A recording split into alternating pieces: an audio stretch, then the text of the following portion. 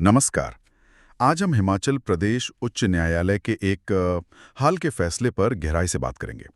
ये अनुराग चड्ढा बनाम हिमाचल प्रदेश राज्य का मामला है। मामला एक सरकारी स्कूल शिक्षक के तबादले से जुड़ा है। सुनने में सीधा लगता है, पर ऐसा है नहीं। जी बिल्कुल। इसमें कई पहलू हैं। तबादला नीति, कार्यकाल की अवधि और जो सबसे अहम है वो है कथित राजनीतिक दखलंदाजी का एंगल। हाँ, और ये केस हमें दिखाता है कि अदालतें कैसे प्रशासनिक फैसलों को देखती हैं, खासकर जब शक हो कि फैसला नियमों के बजाय किसी और वजह से लिया गया है। हमारे पास कोर्ट का फैसला है, तो चलिए देखते हैं इसमें क्या खास है। तो याचिकाकर्ता एक टीजीटी नॉन मेडिकल टीचर, उन्होंने अपने तबादला आदेश को चुनौती दी। उन्हें एक स्कूल से दूसरे में भेजा जा रहा था। उनकी मुख्य शिकायतें क्या थी? हाँ, उनकी कई मुख्य दलीलें थीं। पहली तो ये कि जिस स्कूल में वो थीं वहां उनका कार्यकाल सिर्फ 2.5 साल का हुआ था। और नीति कहती है सामान्यतः 3 साल। जी, नीति का क्लॉज 10 कहता है कि सामान्य कार्यकाल 3 साल का होता है। दूसरी, और ये शायद ज्यादा महत्वपूर्ण है, कि तबादला एक डीओ नोट यानी डेमी ऑफिशियल नोट पर आधारित था। अच्छा। और इस डीओ नोट की शुरुआत हुई थी शिक्षा मंत्री के निजी सचिव के एक यूओ नोट यानी अनऑफिशियल नोट से। ये डीओ और यूओ नोट्स ये क्या होते हैं? ये तो सरकारी प्रक्रिया का हिस्सा लगते हैं, फिर इसमें दिक्कत क्या है? देखिए, है तो ये प्रक्रिया का हिस्सा, पर दिक्कत तब आती है जब इनके इस्तेमाल का मकसद सही न हो।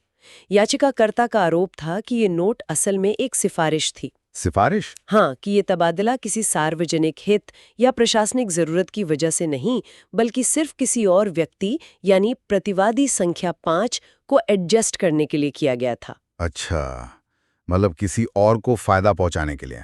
यही उनका आरोप था।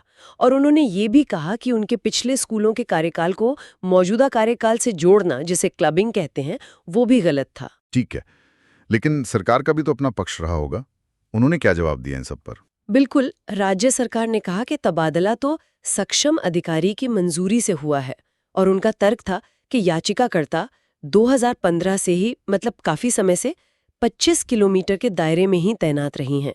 अच्छा, मतलब वो एक ही इलाके में थी। हाँ, इसलिए उनके कार्यकाल को क्लब करना यानी जोड़ना सही है।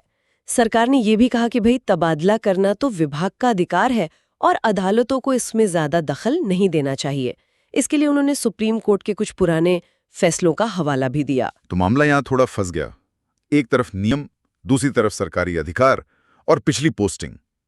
अदालत ने इस गुत्थी को कैसे सुलझाया? रिकॉर्ड देखने पर क्या सामने आया? हाँ, यहीं पर बात दिलचस्प मोड़ लेती है। जब अदालत ने सारे कागजात, मतलब रिकॉर्ड्स देखे, तो पाया कि तबादले की जो पूरी कहानी है वो सच में शिक्षा मंत्री के निजी सचिव के उसी यूओ नोट से शुरू हुई थी। अच्छा, जिसका जिक्र याचिकाकर्ता कर रहे थे। जी, और पूरे रिकॉर्ड में कहीं भी इस बात का जिक्र नहीं था कि इस तबादले के पीछे कोई ठोस सार्वजनिक हित या कोई प्रशासनिक जरूरत थी। मतलब कोई जस्टिफिकेशन नहीं दिया गया था? बिल्कुल नहीं। अदालत को लगा कि प्रशासनिक अधिकारियों ने, इस केस में डायरेक्टर एलिमेंट्री एजुकेशन ने, स्वतंत्र रूप से विचार ही नहीं किया। उन्होंने बस ऊपर से आए नोट पर एक तरह से यंत्रवत मैकेनिकल कार्रवाई कर दी। यानी अपना विवेक इस्तेमाल नहीं किया। सही कहा। अदालत ने बहुत साफ किया कि चुने हुए प्रतिनिधि जैसे मंत्री या विधायक वो सिफारिशें कर सकते हैं, इसमें कोई हर्ज नहीं, लेकिन तबादले का जो आखिरी फैसला है वो प्रशासनिक विभाग को ही लेना होता है, स्वतंत्र रूप से। हाँ, स्वतंत्र रूप से, नियमों को देखकर, सार्वजनिक हित और प्रशासनिक जरूरत को ध्यान में रखते हुए। यहाँ ऐसा नहीं हुआ। तो अदालत ने माना कि यह संविधान का उल्लंघन है। बिल्कुल जी, अदालत ने पाया कि ये फैसला बाहरी कारणों से प्रभावित था और स्वतंत्र विवेक का इस्तेमाल नहीं हुआ, जो संविधान के अनुच्छेद 14 और 16 यानी समानता और मनमानेपन के खिलाफ है। और वो क्लबिंग वाली दलील का क्या हुआ? सरकार कह रही थी कि वो तो जायज है। उसे भी अदालत ने खारिज कर दिया। कई कारण दिए। पहला, कि जब विभाग ने खुद ही इतने साल याचिकाकर्ता को आसपास के स्कूलों में रखा, तो अब अचानक उसी बात को तबादले का आधार कैसे बना सकते हैं? ये बात तो है। दूसरा, तबादला नीति और नियम जैसे SR 218 वो एक स्टेशन पर कार्यकाल की बात करते हैं, न कि आसपास के कई स्टेशनों के कार्यकाल को जोड़ने की। अच्छा, मतलब स्टेशन का मतलब एक ही जगह। हाँ, सामान्यतः यही मतलब होता है। और एक और तकनीकी बात सामने आई। तबादला आदेश में एक शर्त होती है, शर्त संख्या 6, कि अगर कार्यकाल छोटा हो तो उसे माफ यानी कंडोन किया जा सकता है, पर यहाँ वो भी नहीं किया गया था। तो प्रक्रिया में कई कमियां थी। और कमजोर हो गया। अदालत ने ये भी इशारा किया भी शायद ये तबादला बाहरी विचारों मतलब एक्सट्रेनियस कंसिडरेशंस पर आधारित था, संभवतः प्रतिवादी संख्या 5 को अनुचित लाभ देने के लिए।